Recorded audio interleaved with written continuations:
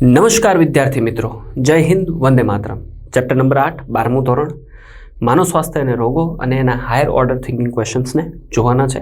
Need special, ચાલો જોઈએ. અને દરેક ક્વેશ્ચન ઇમ્પોર્ટન્ટ છે, ખાલી શાંતિથી મનને વિચારતું કરવાનું છે. ઓકે બાળકો, જો તમારી સામે પહેલો ક્વેશ્ચન. 3 રોગ આપ્યા છે, ટાઇફોઇડ, ન્યુમોનિયા અને કોલેરા, અને એની સાથે 11મા ધોરણના બીજા ચેપ્ટરને સાંકળેલું છે આકારને આધારે. તમે ધ્યાનથી જુઓ તો તમને ખ્યાલ આવે આકારને આધારે. હવે ટાઇફોઇડ જે છે એનું નામ છે સાલ્મોનેલા ટાઇફી. અહીંયા લખતો જાઓ, શું નામ છે? Salmonella typhi. જે કેવા બેક્ટેરિયા છે યાદ રાખજો, દંડાણુ. દંડાણુ એટલે કેવા શેપના? રોડ શેપના. ન્યુમોનિયા જે છે એને આપણે બોલીએ છીએ સ્ટ્રેપ્ટોકોકસ. સ્ટ્રેપ્ટોકોકસ. અને કોકસ શબ્દ આવ્યો એટલે તમને ખ્યાલ આવી જ જશે ગોળાકાર, અથવા તો એને આપણે કહીએ છીએ ગોલાણુ, એટલે કે રાઉન્ડ શેપના હોય. બાકીનું તો મળી ગયું. વિબ્રિયો કોલેરી, અલ્પવિરામ, એટલે P2Q1R3. P2Q1R3. હાલો, મળી ગયો આન્સર. સિમ્પલ હતું, નાનકડું અમથું લોજિક હતું. અહીંયા તમને પાચન તંત્ર આપ્યું છે, પાચન તંત્રનું નાનું આંતરડું છે. આ જે તમે જુઓ છો એ કોણ છે? તો કે એ એસ્કેરિએસિસ છે, એટલે કે એ કરમિયા છે. હા કે ના? ને કરમિયા એટલે હવે તમને આન્સર મળી જાય. કોણ કહેવાય? એસ્કેરિએસિસ. ઓકે બાળકો. ત્રીજો સવાલ, પ્લાઝ્મોડિયમનો કયો તબક્કો પોષણ મેળવે? જે હિમોગ્લોબિનને ખાય એ, એટલે કોણ? ટ્રોપોઝોઇડ, જે આરબીસીને ઇન્ફેક્ટ કરે છે. ક્લિયર? આપણે જ્યારે થિયરી ભણ્યા હતા, ઉપર થિયરીવાળા સેક્શનમાં તમે જાજો, આખી થિયરી મેં 2 વાર આખી અલગ અલગ પ્રકારે સાયકલ સમજાવીને કરાવી છે. ત્યાં જોશો એટલે તમને તરત ખ્યાલ આવી જશે. તળાવમાં જોવા મળતી ગેમ્બુઝિયા માછલી માટે અસંગત વિકલ્પ પસંદ કરો. 4 જોડ ઝાલર ધરાવે અને દરેક બાજુએ ઝાલર ઢાંકણથી ઢંકાયેલું હોય. આ સાચું છે. તો આ પ્લેકોઇડ ભીંગડાથી આવૃત હોતી નથી. આ સેન્ટેન્સ ખોટું છે. અસ્થિમય કંકાલ ધરાવે છે, હૃદય દ્વિખંડી છે. હા, એનો મતલબ આ તમને ક્યાંથી પૂછી લીધો? 11મા ધોરણના ચેપ્ટર નંબર 4 માંથી. ઓકે બાળકો. 5મો સવાલ તમારી સામે છે. મેં તમને કીધું તો આ ટકાવારી યાદ રાખજો. ધારો કે પૂછાણી તો તમને આવડી જાય.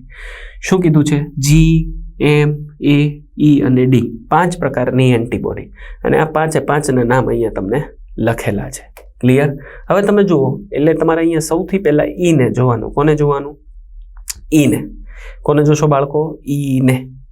આ IgE ને પકડો. આનાથી શું થાય? તો મેં તમને કીધેલું, એલર્જી થાય. હા કે ના? આપણા શરીરમાં ઇમ્યુનોગ્લોબ્યુલિન IgE ક્યારે વધારે હોય? જ્યારે શરીરમાં એલર્જી વધારે હોય ત્યારે. અધરવાઇઝ ન હોય. એનો મતલબ સૌથી ઓછા શરીરમાં કોણ? IgE. ગોતો સૌથી ઓછું કોણ છે, જોડી દો. જોઈ લો ઓપ્શન. એટલે તમારા માટે જો અહીંયા પહેલો ઓપ્શન બની ગયો. હવે આના આધારે તમે આખું સેટ કરી શકો. P1 એટલે અહીંયા લખ્યું છે P1 એટલે IgG સૌથી વધારે. રાઈટ? એટલે આપણે અહીંયા લખતા જઈએ સૌથી વધારે કોણ? તો તમારે કહેવાનું IgG. સૌથી ઓછું કોણ? તો તમને ખબર પડી ગઈ, IgE. ચાલો, ક્લિયર? Q4 IgM કેવી છે? 6%. પછી R3 એટલે કે આ 13% છે. પછી E સૌથી ઓછું છે, રાઈટ? એટલે S2 સૌથી ઓછું, અને D કેટલા ટકા છે? 1%. ચાલો, ક્લિયર થઈ ગયો આ સવાલ? તમારી બુકમાં વિડીયો પોઝ કરીને સાઈડમાં લખી નાખજો. ઠીક છે? બાજુમાં તમને મેં એક ફોટોગ્રાફ આપ્યો છે, ધ્યાનથી જુઓ. આ ભાઈના ફોટોગ્રાફ જુઓ ને તો તમને અહીંયા અંગો અલ્પ વિકસિત દેખાય છે. દેખાય? 1950ની આસપાસની વાત છે. આ સમય દરમિયાન USA અને યુરોપિયન કન્ટ્રીઝની અંદર મહિલાઓ જ્યારે પ્રેગ્નેન્ટ હોય ત્યારે એમને ચોક્કસ પ્રકારની દવાની ટ્રીટમેન્ટ આપતા, અને આ દવાની આડઅસરના કારણે ઘણા બધા બાળકો આવી રીતના પેદા થયા. અને એની વાત કરી છે કે ગર્ભાવસ્થાના શરૂઆતના મહિનાઓમાં ઉલટી થવાથી, એટલે નોઝિયા કહેવાય ને, શું કહે? નોઝિયા, ઉલટી થાય, ઉબકા ચડે. એ ઉલટી થવાથી રાહત મળે એ માટે એક દવા પ્રયોગ કરવામાં આવતા હતા, જેને કહેતા હતા થેલિડોમાઇડ. કઈ દવા કહેતા? થેલિડોમાઇડ. પણ આ દવાનું સેવન કરનારી મહિલાઓ, જે વારંવાર અતિશય વધારે એનું સેવન કરનારી મહિલાઓ કેવા પ્રકારની ખામીવાળા બાળકને જન્મ આપે છે? તો યાદ રાખવાનું છે, અલ્પ વિકસિત અંગો અથવા તો અવિકસિત અંગો. એના અંગો જે છે 100% વિકાસ નથી થયા એવા બાળકને જન્મ આપે છે. એટલે આ એક બહુ મોટી ટ્રેજેડી થયેલી 1950 to 1960ના સમયમાં. ત્યાર પછી થેલિડોમાઇડને બેન કરી દેવામાં આવેલી. યાદ રાખજો. નંબર 7, પ્રથમ પેઢીની રસી, દ્વિતીય પેઢીની રસી અને તૃતીય પેઢીની રસી. Very very important questions. જ્યારે શરૂઆતમાં પ્રથમ પેઢીની રસી બનાવવામાં આવી ત્યારે આપણે જે સજીવો હતા, રોગકારકો કહીએ આપણે એને, એ રોગકારકોને શું કરતા હતા? નિષ્ક્રિય કરી દેતા હતા અને એ સંપૂર્ણ સજીવનો આપણે ઉપયોગ કરતા હતા. ખ્યાલ આવે છે? અને એને શરીરની અંદર શું કરતા હતા? દાખલ કરતા હતા. આ પહેલું કામ કરતા હતા. પણ ઘણીવાર એવું જોવા મળ્યું કે એક ટીપામાં એ 50 વાયરસ હોય, 50 પોલિયોના વાયરસ, પણ એકાદો વાયરસ જો જીવંત રહી ગયો તો આપણા શરીરને પોલિયો પણ કરશે. એટલે દર વખતે એવું જરૂરી નથી. લાખ રસીએ એકાદી રસીમાં આવી તકલીફ થઈ પણ શકે. અને એટલા માટે આપણે દ્વિતીય પેઢીની રસી, જ્યારે પણ તમને દ્વિતીય પેઢીની રસી કે દ્વિતીય પેઢીની જ્યારે રસી આવે ત્યારે સજીવના ઘટકો એટલે બાહ્ય સપાટીના ઘટકો અથવા તો ત્યાં શું બોલીએ છીએ? પ્રોટીન ના જ માત્ર પાર્ટને એટલે કે એના ઘટકને જ શરીરમાં દાખલ કરવામાં આવે, જેના કારણે એને એ સજીવ કોઈ એક્ટિવ હશે જ નહીં, કોઈ સક્રિય રહી જ નહીં જાય. એટલે એના શરીરમાં 100% ચાન્સીસ છે શું નહીં થાય? રોગ તો નહીં જ થાય. પહેલી પેઢીમાં તકલીફ શું હતી કે આપણે સંપૂર્ણ સજીવ નાખતા હતા, એટલે સંપૂર્ણ રોગકારકને નાખતા હતા, જે કેવા હોય? નિષ્ક્રિય અથવા તો કેવા હોય? મરી ગયેલા હોય.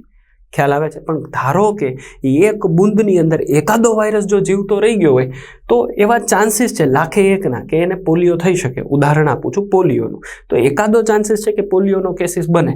પણ જ્યારે દ્વિતીય પેઢીની રસી બનાવી ત્યારે સજીવના શરીરના માત્ર ઘટકો, ઉદાહરણ તરીકે પ્રોટીન બાહ્ય સપાટીના નાખ્યા, તો એના કારણે ભલે એ ઇફેક્ટ નહીં કરે પણ એની સામે એને રોગ પણ નહીં થાય. અને આ જે રસી આપણે દ્વિતીય પેઢીની બનાવી હતી એ RDNA ટેકનોલોજીથી બનાવેલી છે. Recombinant DNA technology. ક્વેશ્ચન પૂછે કે રિકોમ્બિનન્ટ ડીએનએ ટેકનોલોજી દ્વારા જે રસી બનાવવામાં આવે છે એ કઈ? તો તમારો જવાબ બનશે દ્વિતીય પેઢીની રસી. અને છેલ્લે છે તૃતીય પેઢીની રસી, જેને આપણે બોલીએ છીએ DNA ઇટસેલ્ફ રસી. ઓકે, તો P2Q1 અને R3, P2Q1 R3, એટલે આપણા માટે આન્સર બી બનશે. ઓકે, જુઓ 8 નંબરનો ક્વેશ્ચન. નીચેનામાંથી કઈ તકનીક કેન્સરના નિદાન માટે સૌથી સુરક્ષિત છે? રાઈટ ભાઈ, એનો પેશીનો નાનકડો અમથો ટુકડો જ કાઢી લ્યો અને એની સ્ટડી કરો. એટલે કે હિસ્ટોપેથોલોજીકલ અભ્યાસથી આપણને એક્ઝેક્ટ કેવા પ્રકારનું કેન્સર છે એ ખ્યાલ આવે છે બાળકો. ક્લિયર? તો અહીંયા સુધી તમારા 8મા ચેપ્ટરના એક મોટો એવો ક્વેશ્ચન્સનો સંપુટ તમારી સામે મૂકી દીધો. આ સાથે થેન્ક યુ સો મચ. ભણવાનું છે. રીપીની ટીમ, અમારા પરિવાર અને આપણા પરિવાર સાથે બન્યા રહો. ખૂબ મહેનત કરો, ખૂબ આગળ વધો અને સમાજના એક ઉત્કૃષ્ટ ડૉક્ટર બનો, એ શુભકામના સાથે અસ્તુ. જય હિન્દ, વંદે માતરમ.